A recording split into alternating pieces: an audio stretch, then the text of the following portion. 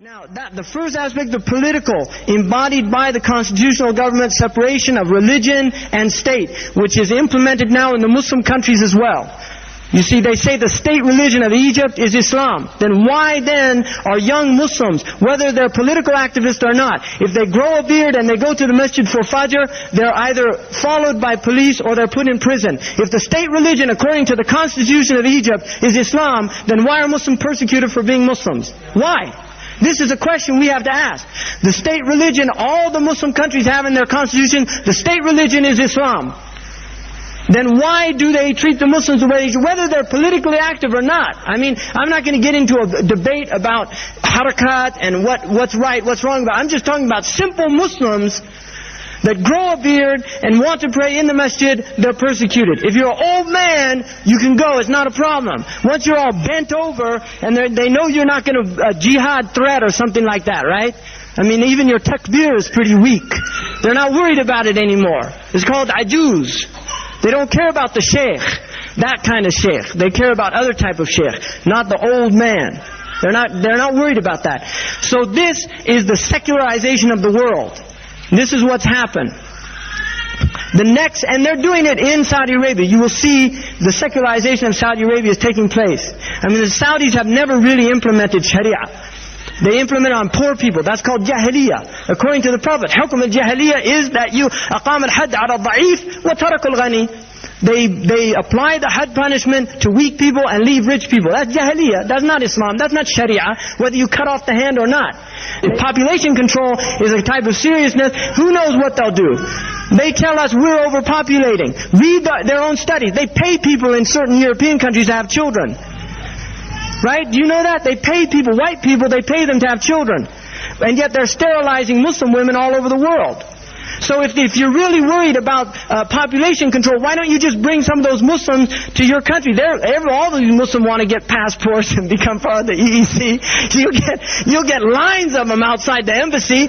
We need population people. Right? So they don't care about the earth. They don't care about the overburdening of No. They see brown people getting too many, Muslims getting too many. We have to scare them and say the earth's overpopulated, can't bear this thing. And yet they pay people to have children. Alright? This is a reality. We shouldn't be fooled by these games. The next thing is the economic Haman. Haman is the economic power. This is the banking system. It becomes, everybody has their plastic card. Right? This is the number, everybody buys and sells with the number of the beast, according to the Christians. The Christians talk about the Antichrist. In their own book it says they won't buy or sell unless they have the number of the beast. Your number is this number they give you on the plastic card. They've already have a move. The next thing is the economic control.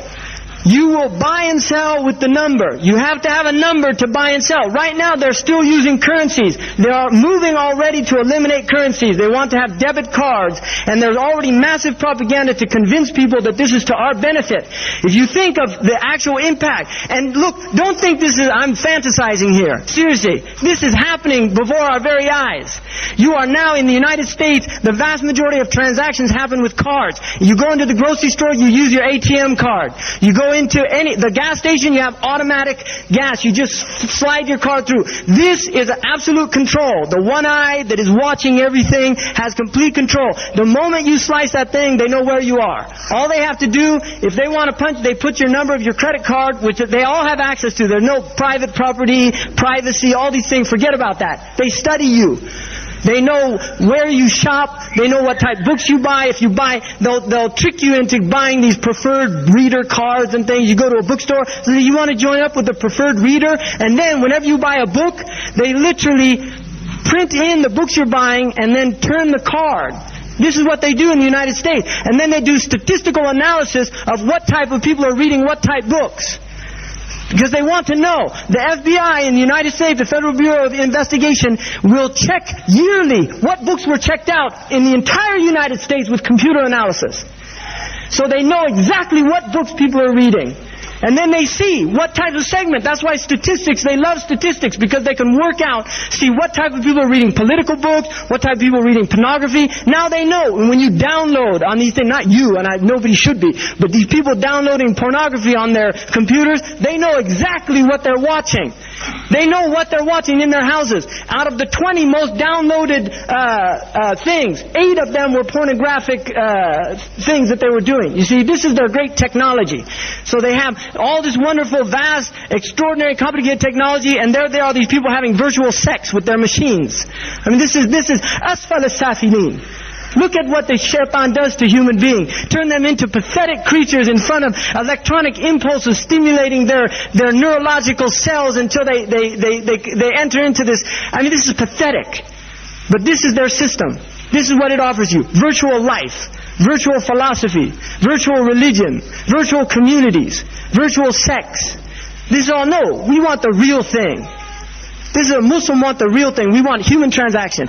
So the next thing, this economic thing of the Dajjal system is to eliminate money so that you only buy with the number. Everybody has to have a number. And they're moving towards it. This will also eliminate free trade between people. In other words, you have to pay taxes on everything that you do. And I'm not advocating that you don't pay taxes. Right? For people, we're in the United Kingdom, we respect the laws. I saw on a television program a Muslim telling them we don't have to obey the laws in the United Kingdom. Where did they get that hukum from? What alim gave them that fatwa? If you don't want to obey the laws, make hijrah to a place where you follow your own laws. If you're living in the United Kingdom, you obey the laws. This is Islam. Because it's for maslahah. وَالضُّرُورَاتُ تُبِيحَ الْمَحْظُورَاتِ It's usul. Study your usul.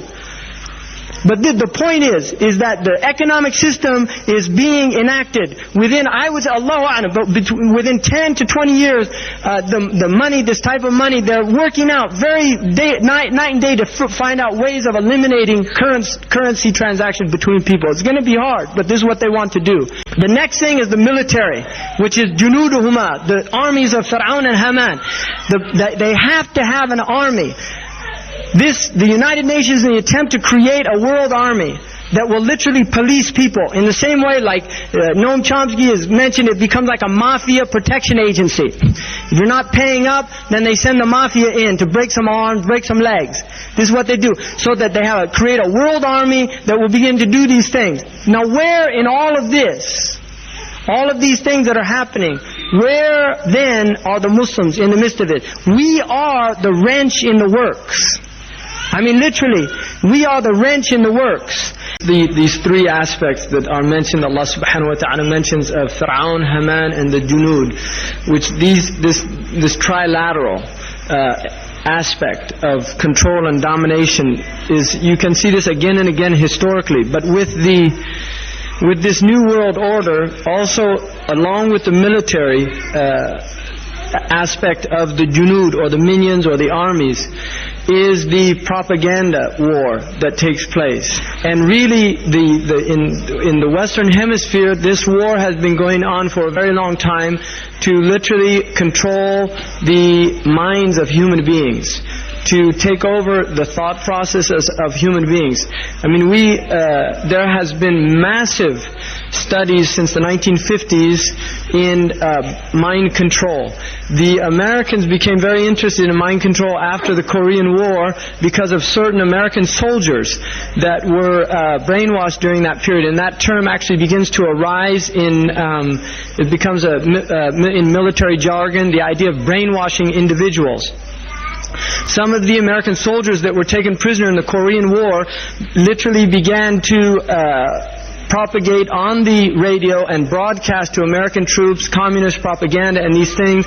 It turned out that they had been worked on very severely by Russian and Chinese manipulators. The Americans became very interested in this. They wanted to understand what exactly was taking place, and they began to study this a lot. They found certain patterns in terms of brainwashing people. One of them was repetition, to constantly repeat over and over again. And this is something that the corporate world has taken up. The idea of jingles in advertisements and these things.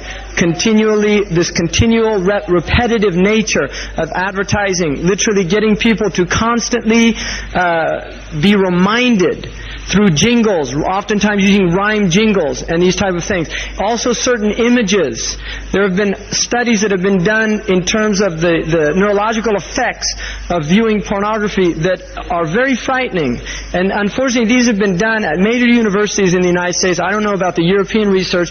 The studies that have been done in Stanford indicate some very frightening results of people that watch pornography, the effects that it has not only on behavior, what is termed cognitive dissonance, and the actual attitudinal changes that take place in order for a self to maintain integrity after being exposed to this constant sensual bombardment.